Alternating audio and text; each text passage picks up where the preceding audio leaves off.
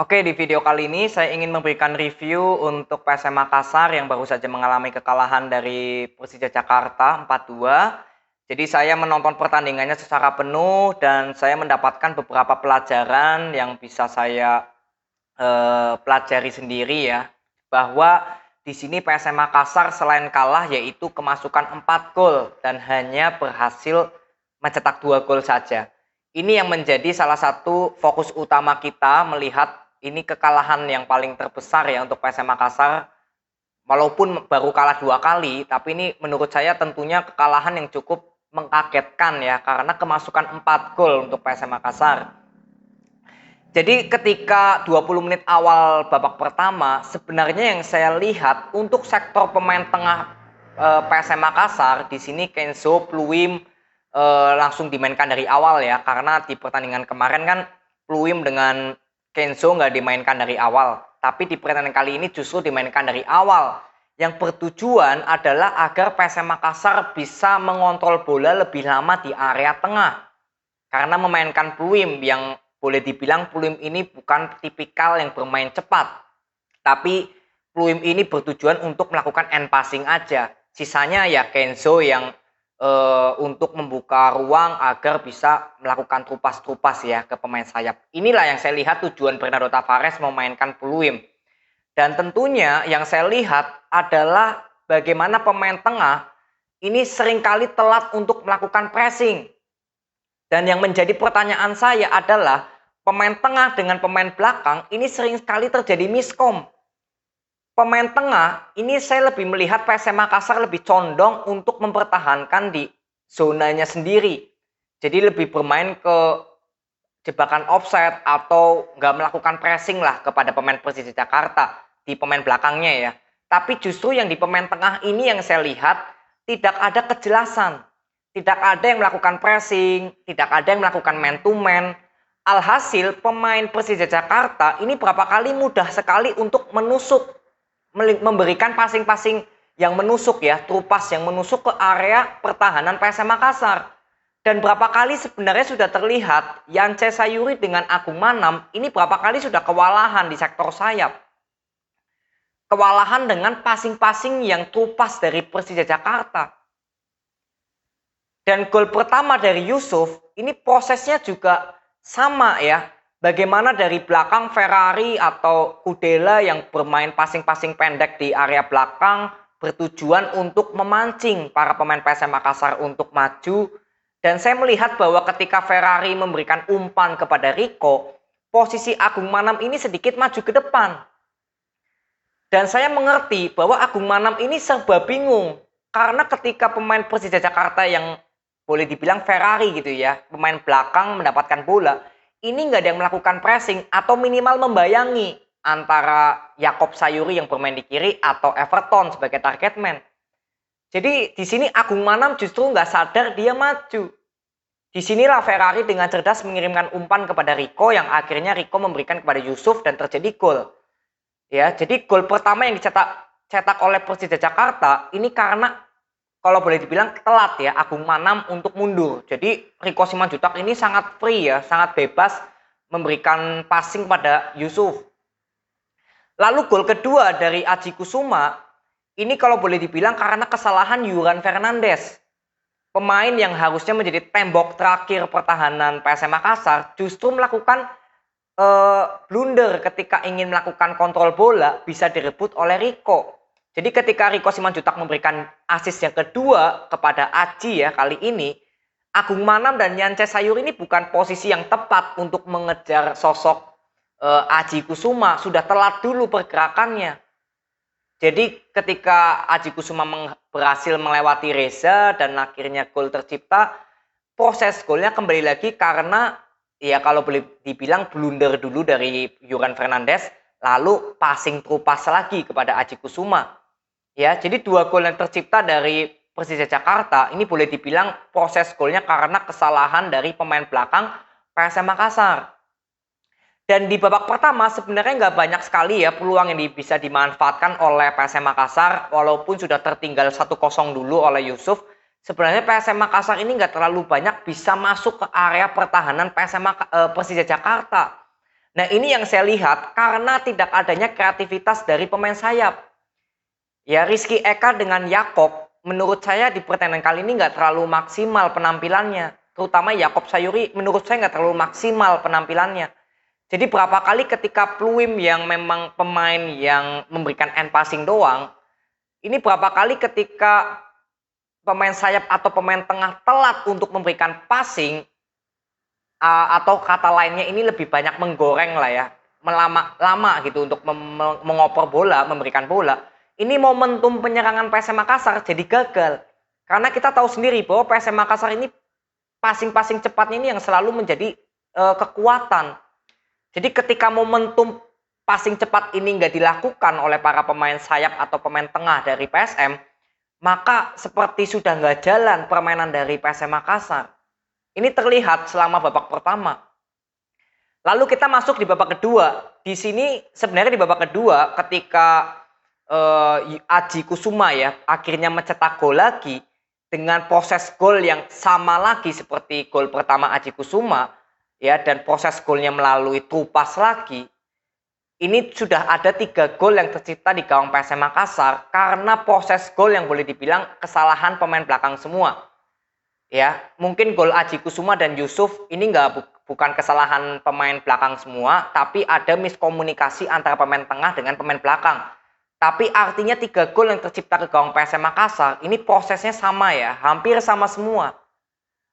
Jadi tentunya dengan 3 gol yang tercipta di sarang PSM Makassar, ini harusnya bisa dievaluasi oleh Bernardo Tavares, terutama dari sektor tengah dan sektor belakang. Saya nggak melihat adanya chemistry ya, nggak melihat adanya kekompakan antara pemain tengah dan pemain belakang untuk melakukan pertahanan.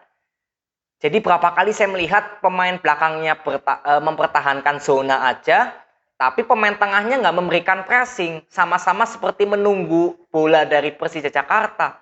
Jadi berapa kali saling tunggu-tungguan inilah yang membuat pemain Persija Jakarta dengan enak memberikan trupas. Ini yang saya pelajari dari pertahanan dari PSM Makassar. Lalu ketika sudah tertinggal 3-0, di sini sebenarnya Bruno Tavares cukup bagus ya, memainkan Sananta, lalu memainkan Zaki, yang bertujuan agar pemain PSM Makassar lebih bisa bermain oportunis. Karena ketika sudah tertinggal 3-0, yang harus dilakukan oleh pelatih adalah bermain lebih oportunis. Sudah nggak memikirkan gaya permainan lagi. Yang penting bagaimanapun PSM Makassar harus bisa mencetak gol dulu. Ya, misalkan gol tercipta dulu 3-1 ya, misalkan ini belum terjadi, Bernardo Tavares yakin bahwa pemain PSM Makassar mentalnya akan naik. Karena pergantian pemain ini terjadi di menit ke 61. Jadi artinya masih ada waktu yang cukup panjang, ada 30 menit untuk PSM Makassar memperkecil kedudukan dulu minimal. Ini yang saya lihat kecerdasan dari Bernardo Tavares memainkan Sananta dan juga Zaki. Ya, jadi Zaki di sayap, lalu Everton dengan Sananta diduetkan di depan, Pluim menjadi pemain end passingnya, Yakob tetap di kiri. Tapi yang saya lihat ketika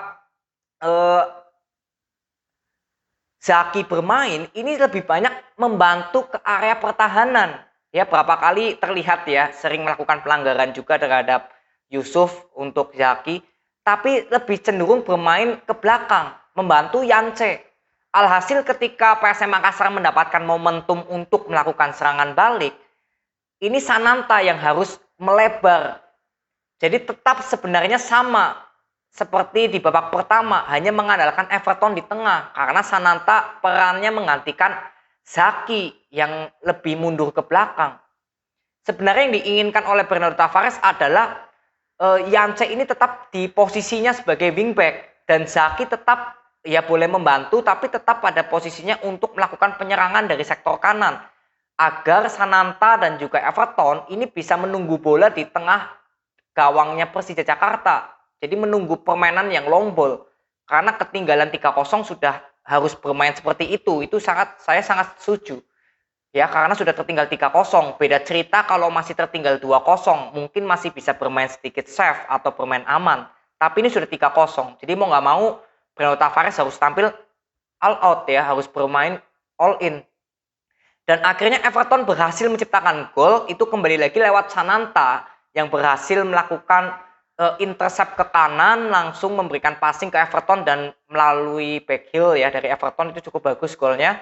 Jadi ini sudah berhasil sebenarnya untuk strateginya Bernardo Tavares yang menginginkan PSM Makassar minimal mencetak gol dulu ya agar kepercayaan dirinya minimal bisa naik. Yang diharapkan kan bisa comeback 3-sama ya tentunya. Tapi minimal harus bisa mencetak 1 gol dulu agar harapan untuk comeback ini ada. Ketika sudah 3-1, justru di sini Persija Jakarta berhasil membuat gol lagi melalui set play bola mati.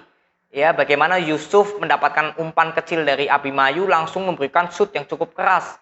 Dan di sini sebenarnya juga ada yang dipertanyakan dari Yuran, karena ketika Yuran sudah masuk ke tengah, artinya kan harusnya berani untuk terkena ya, untuk tendangan keras memang itu, tapi memang posisinya Yuran ini akhirnya karena nggak mau membuat bola ini keluar, justru malah menutupi Reza.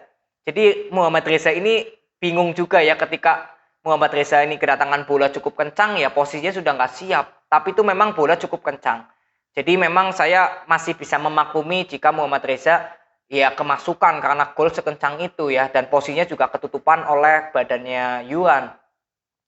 Jadi alih-alih harusnya bisa memperkecil kedudukan, justru PSM Makassar malah kebobolan lagi ya, menjadi 4-1.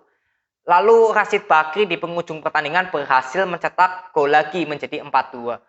Jadi yang saya bisa pelajari dari pertandingan kali ini, untuk sektor lini belakangnya dulu, pemain tengah dengan pemain sayap, ini masih terjadi miskom dengan pemain belakang dari PSM Makassar. Yang saya lihat karena tidak ada kejelasan dari pemain tengah, untuk melakukan man to man, untuk melakukan pressing, atau justru hanya mempertahankan zona. Karena kalau mempertahankan zona, artinya pemain belakang dari PSM Makassar akan lebih mundur lagi, nggak sampai maju ke depan. Ya, karena kan berapa kali kita lihat ya, sangat tinggi sekali pertahanan dari PSM Makassar maju ke depan. Ini karena yang saya lihat para pemain belakang PSM Makassar ini lebih mempertahankan zona. Jadi lebih menginginkan pemain tengah yang melakukan man to man dulu. Tapi justru ini ada miskom. Nggak berjalan sektor tengah dengan sektor belakang ini seperti nggak menyatu. Jadi berapa kali para pemain Persija Jakarta ini berhasil menusuk langsung ke area pertahanan PSM Makassar mengandalkan trupas yang bertujuan pemain sayap Persija Jakarta yang memiliki kecepatan bisa langsung masuk. Lalu untuk lini serang dari PSM Makassar sebelum masuknya Sananta, saya masih melihat PSM Makassar ini sangat kurang penyerangan, kurang kreatif, kurang mendapatkan banyak peluang. Yang saya lihat karena berapa kali Yakob Sayuri juga kalau boleh dibilang di pertandingan kali ini nggak terlalu terlihat maksimal ya penampilannya. Yance Sayuri juga nggak terlihat maksimal penampilannya. Ini wingback yang boleh dibilang menjadi salah satu kunci yang paling fatal menurut saya di permainan PSM Makassar ya. Tapi justru seperti sedang tidak on fire ya. Jadi kita nggak bisa memaksakan pemain harus setiap pertandingan on fire. Tapi yang saya lihat memang seperti itu keadaannya. Jadi berapa kali pemain PSM Makassar di babak pertama sebelum Sananta masuk memang kesulitan untuk bisa masuk ke area pertahanan dari Persija Jakarta karena memainkan Pluim dan juga Everton yang sejatinya dua pemain ini memiliki pemain yang memang nalurinya hanya untuk mengontrol bola ya, bukan pencari ruang. Kalau Everton kan pemain depan ya, jadi untuk mencari ruang itu hal normal. Tapi sisanya harusnya pemain tengah dan pemain sayap yang lebih banyak aktif. Tapi ini nggak terlihat berjalan. Dan ketika Sananta masuk, lalu Zaki masuk, sebenarnya yang diinginkan oleh Bernardo Tavares adalah bermain lebih oportunis ketika kedudukan sudah tertinggal 3-0. Jadi bermain oportunis ini bermain mengandalkan passing-passing long ball, bermain lebih mengandalkan kesalahan-kesalahan yang akan dibuat oleh para pemain Persija. Ya, jadi itu hal yang sangat wajar dalam sepak bola karena posisinya PSM Makassar sudah tertinggal 3-0. Dan Rashid Bakri pun dimasukkan karena ingin mempertahankan agar Persija Jakarta nggak meng-counter attack saat PSM Makassar memainkan permainan yang boleh dibilang sangat ke depan sekali ya, banyak memainkan pemain-pemain yang menyerang. Jadi di sini saya melihat Rashid Bakri dimainkan karena untuk menghindari proses counter attack dari para pemain Persija Jakarta.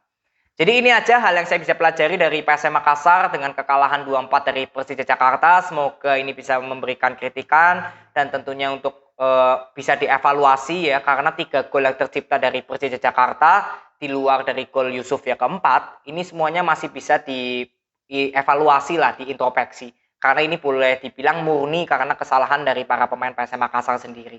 Ya, jadi ini aja, tetap semangat untuk PSM Makassar. Nanti next akan ketemu Rans Nusantara. Semoga bisa memperoleh hasil positif. Nanti kita akan lihat di review pertandingan berikutnya.